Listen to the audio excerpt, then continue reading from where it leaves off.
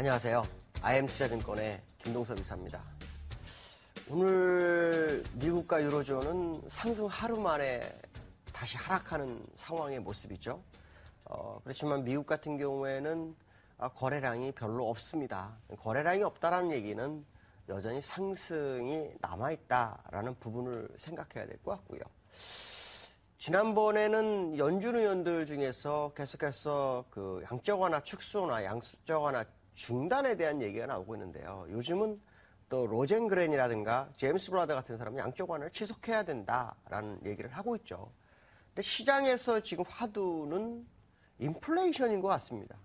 왜냐하면 이렇게 돈을 많이 풀었는데 인플레이션이 오히려 거꾸로 떨어지고 있죠. 이건 이제 디플레이션으로 가는 상황이 돼버리거든요. 장기 저성장 국면으로 가는 건데 돈을 풀었는데 왜 디플레이션을 갈까? 이게 되게 중요한 상황인 것 같습니다. 인플레이션을 어느 정도는 만들어줘야 되는데 그것이 이제 시장에서 요구하는 것은 2%인데요. 지금 1.1%, 1.2%권에 있습니다. 그래서 이것이 지금 시장에 상당히 좀 문제가 되고 있다라는 부분이죠. 근데 우리가 참 재미난 것은 중국 같은 경우에는 경기부양책을 지금 안 하고 있죠. 근데 오히려 인플레이션이 높습니다. 그러니까 소비가 느느냐, 소비가 주느냐에 대한 부분인데요. 소비는 늘어도 그렇게 많이 늘지를 않는 거죠. 왜냐하면 물품의 가격이 너무 높기 때문에 그렇습니다. 이것 때문에 지금 돈을 풀어도 인플레이션이 올라가지 않는 이유가 바로 거기에 있죠. 그러니까 이 부분이 이제 어떻게 해결될 것이냐는 건 좀 더 지켜봐야 되겠지만 어쨌든 중요한 것은 경기부양책이 정말 계속 필요한 상황이 아닌가라는 생각을 한번 해봐야 될 것 같고요.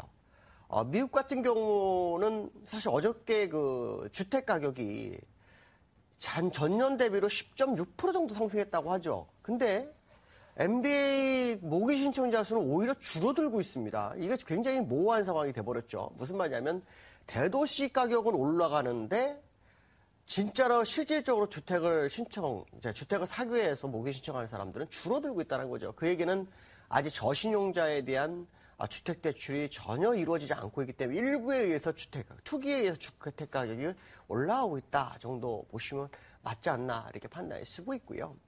지금 OECD나 IMF는 미국이나 중국, 유럽에 대해서 경제 성장 전망을 계속 하향 조정하고 있습니다. 이것이 이제 미국이나 중국, 유럽에서 상당히 좀 부담이 되는 그런 상황이다라고 보시면 될 것 같고요. 향후 경제는 좀 더 지켜봐야 되겠지만 제가 볼 때는 개선은 상당히 좀 될 것이다라고 보여주고 있고요.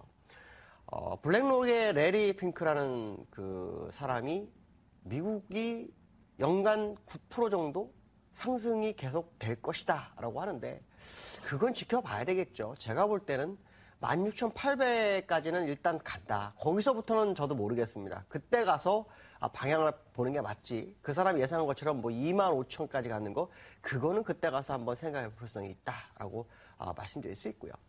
오늘 유로존에서는 참 재미난 얘기가 있죠. 독일이 미니 마셜 플랜이라는 것을 진행한다고 합니다. 이 마셜 플랜이라는 것은 2차 대전 후에 미국이 유로존 16개국을 지원하기 위해서 실행했던 계획인데요. 이거를 독일에서 한다고 합니다. 왜냐하면 남유럽의 청년 실업이 너무 높다라는 거죠. 청년 실업이 보통 그 스페인 같은 경우는 56% 정도, 그다음에 그리스도 한 58% 됩니다. 그러니까 10명 중에 6명 정도가 직장이 없는 거죠, 젊은이가. 그냥 놀고 있는 겁니다. 그러니까 이것 때문에 이걸 해결하겠다. 그러면 정말 근본적인 이유를 한번 따져보자라고 생각해 봐야 되는데요. 왜냐하면 사실 독일은 계속해서 긴축을 주장하던 나라가 갑자기 청년 실업을 살리기 위해서 성장으로 방향을 틀고 있는 건데 그건 아마도 시장에서 얘기는 9월에 독일 총선에서 이 부분이 부각되면 메르켈 총리가 실각이 될 수 있다라는 얘기를 하고 있습니다. 이건 이제 독일 입장에서 얘기하는 거였고요. 제가 볼 때 이게 뭔가 좀 잘못된 것 같습니다. 왜 그러냐면 유로존에는 유로존 중앙은행이 ECB가 있습니다. ECB를 통해서 하면 되는 것을 왜 독일이 KfW라 해서 재건 신용은행을 통해서 자기들이 직접 지원을 하려 하는지 이거 굉장히 잘 생각해 봐야 됩니다.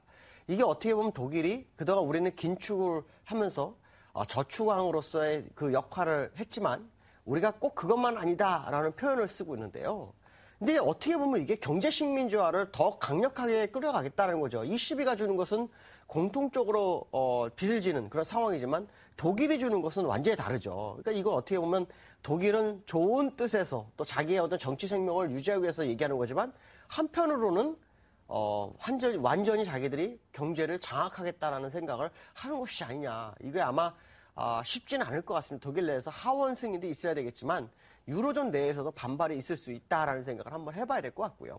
사실 이 시비에서도 지금 기업들에게 직접 대출을 어떤 식으로 할 것이냐에 대해서 고민을 많이 하고 있다고 그러죠. 그게 이제 ABS에 대한 부분인데 이것이 과거에 성공한 사례가 별로 없습니다. 그래서 이게 성공할지는 봐야 될 것 같고요.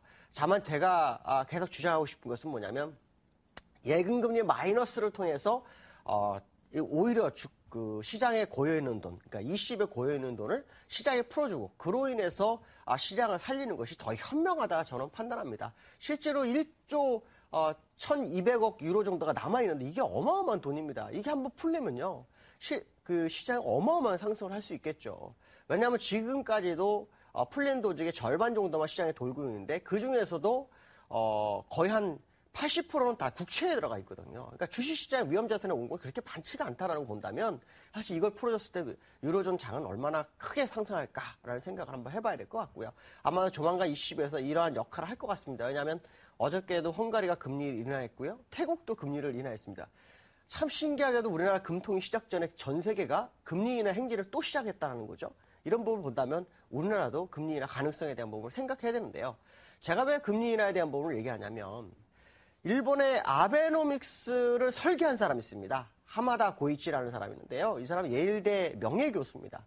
이 사람이 그 아베의 의뢰를 받아서 이 아베노믹스를 설계했다고 하죠. 근데 이 사람이 하는 얘기는 뭐냐면 아베노믹스로 인해서 가장 타격을 받을 나라가 우리나라인데 우리나라가 비난을 엄청나게 하고 있다는 거죠. 비난하지 말고 너희들도 우리가처럼 해라 라고 조언을 했습니다. 이 얘기는 우리나라에도 어떻게 보면 양적 완화에 대한 심리가 더 커질 수 있죠. 물론 어저께 현호석 장관이 G30에 가가지고 양적 완화를 강력하게 비판한 부분은 있지만 전 세계 시장은 양적 완화로 갈 수밖에 없다는 거죠. 환율로 엔조로 인해서 시장이 어렵다면 각자의 자국 통화의 약세를 통해서 극복을 할 수밖에 없다라고 봐야 되겠죠. 그 얘기는 우리나라도 원화도 엄청나게 상승할 수 있다, 약세로 갈 수 있다라는 거고 거기에는 금리 인하가 한번 1조를 할 수 있다라는 생각을 해봐야 될 것 같습니다. 자, 그 다음에 북한에서 계속해서 우리나라에게 참 좋은 시그널을 보내려고 하죠. 그러나 진정성을 확인하는 과정이다 보니까 더 진행되지 않고 있는데 어쨌든 중요한 것은 뭐냐면 북한에서는 일단 현재의 위기를 벗어나고자 하는 분위기가 형성되고 있다. 이것은 우리나라 경제 상황에는 상당히 일시적이나마 도움이 될 수 있다라는 생각을 해봐야 될 것 같고요. 기술적 분석을 해보면 미국장은 음봉이 나왔지만 거래량이 다시 줄어들기 시작하죠. 그 얘기는 또 상승이 진행될 거다라는 생각을 해봐야 될 것 같고요. 그 다음에 이제 우리나라 장은 어디 양봉을 세운 그런 상황이었기 때문에 어저께 그 업데이트가 안 됐습니다. 이제 추가적 상승을 한번 기대해 볼 수 있는 상황이고요. 오늘 되게 중요한 것은 엔달러입니다. 여기 보시면 장대 양봉이 어저께 서서 엔화가 강세로 가는가 했더니 어떻게 됩니까? 거꾸로 내려와 버렸죠. 그럼 지금 101엔대로 다시 떨어져 버렸습니다. 101엔 초로. 그 얘기는 무슨 말이냐면 여기 한 번 더 밀릴 거라는 거죠. 엔달러가 반등이 들어온 것은 추세의 반전을 생각하는 것이 아니라 일시적인 것이다라는 것을 확인시키는 것. 이건 이제 우리나라장에 상당히 긍정적일 수 있다라고 보시면 될 것 같습니다. 자, 오늘 목요일입니다. 목요일은 제가 매주 4시 30분에 본사 1층 지하 강당에서 강의가 있죠. 오늘도 강의가 있습니다. 많은 참석 부탁드리고요.